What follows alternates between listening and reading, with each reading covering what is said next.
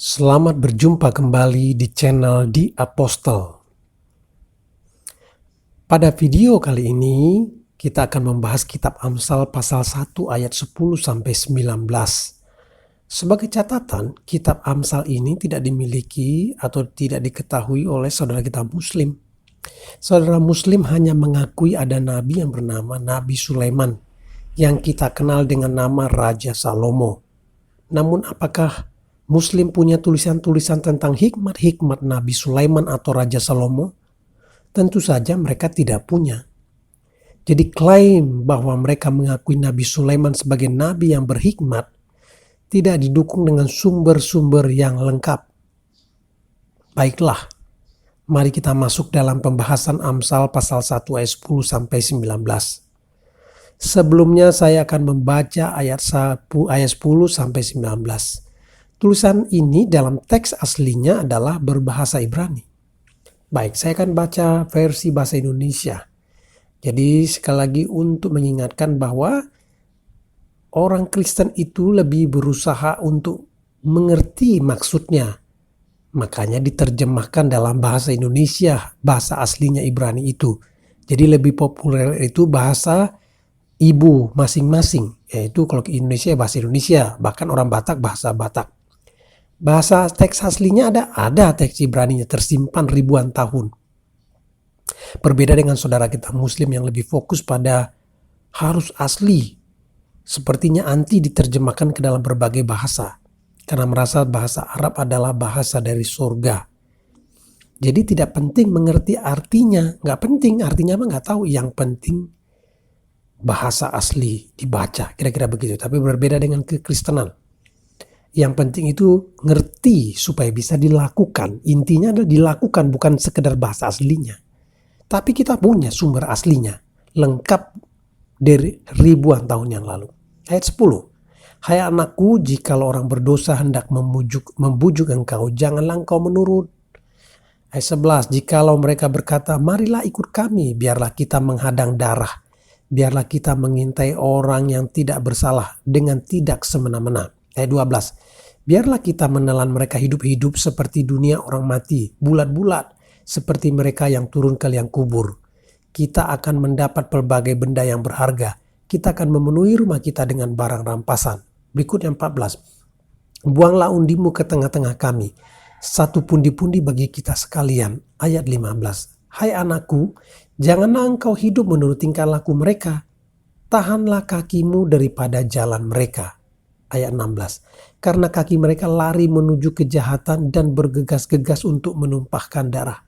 Ayat 17. Sebab percumalah jaring dibentangkan di depan mata segala yang bersayap. Ayat 18. Padahal mereka menghadang darahnya sendiri dan mengintai nyawanya sendiri. Ayat 19. Demikianlah pengalaman setiap orang yang loba akan keuntungan gelap yang mengambil nyawa orang yang mempunyainya. Sahabat sekalian, Raja Salomo dalam tulisannya ini yang merupakan inspirasi dari Tuhan sebagai prinsip atau aturan dari Tuhan menyuruh kita harus berhati-hati dengan siapa kita bergaul atau berteman. Hal ini senada dengan Mazmur Raja Daud ayah Salomo yang tertulis dalam Mazmur 1 ayat 1 yang berkata, berbahagialah orang yang tidak berjalan menurut nasihat orang fasik. Orang fasik itu orang yang tidak menyembah Tuhan, penyembah berhala.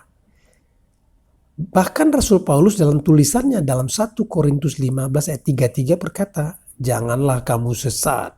Pergaulan yang buruk merusak kebiasaan yang baik.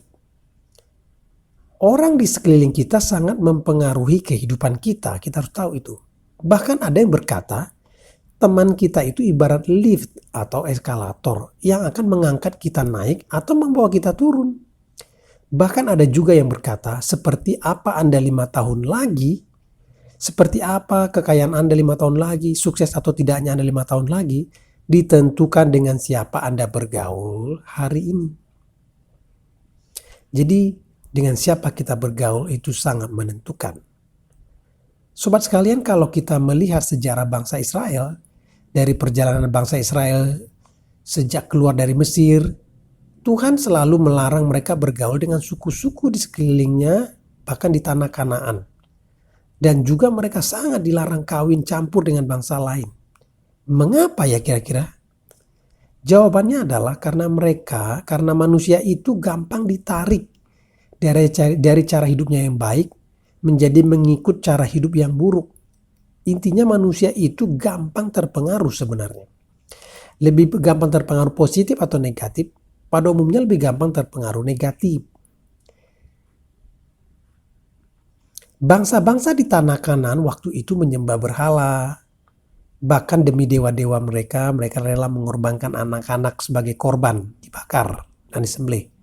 Dan hidup mereka diatur dengan aturan yang mereka buat sendiri, yang sangat kadang bertentangan dengan prinsip Tuhan. Dan pada saat itu hukum Tuhan barulah disosialisasikan lewat bangsa Israel melalui Musa pada waktu itu. Jadi bangsa Israel ditargetkan Tuhan jadi proyek percontohan untuk praktek hukum Tuhan pada waktu itu. Sehingga mereka yang masih muda ini dalam mengerti hukum Tuhan harus dijaga Tuhan supaya tidak terkontaminasi. Oleh karena itu, dari ayat-ayat yang kita baca dari latar belakang ini semua, bahan perenungan kita hari ini adalah mengapa kita harus berhati-hati memilih teman, sebagaimana hikmat Raja Salomo berkata. Yang pertama, Raja Salomo berkata bahwa orang jahat itu tidak memiliki takut akan Tuhan. Jika seseorang tidak memiliki takut akan Tuhan, apakah lagi yang perlu dia takutkan? Jadi menurut Anda, apakah dia akan menganggap hidup Anda penting dan perlu dihormati? Jadi sangat berisiko bergaul dengan mereka. Orang-orang yang tidak takut akan Tuhan, yaitu orang yang jahat. Yang kedua, orang-orang berdosa itu tidak mengancam waktu berkenalan dengan Anda, tetapi lebih kepada membujuk dengan kata-kata yang manis dan terkesan adil. Yang ketiga, menurut Salomo orang-orang berdosa itu pada awalnya berpura-pura tulus atau sepertinya tidak meminta apa-apa dari Anda. Yang keempat, orang-orang berdosa memulai dengan mengajak, mari berpartner dengan kami. Mereka pada awalnya mengajak bekerja sama. Yang kelima, orang-orang berdosa itu ternyata haus akan darah. Yang keenam, orang-orang berdosa itu penuh dengan kerakusan akan keinginan untuk memiliki harta berharga. Mereka rakus akan keuntungan. Pikiran mereka hanya untung, untung, dan untung. Yaitu uang, uang, uang, dan uang. Itulah sebabnya menurut Salomo, jika Anda berpartner bekerja sama dengan mereka, hidup bergaul dengan mereka dan jadi teman mereka, maka Anda juga akan kecipratan harta benda dan juga uang. Menarik bukan?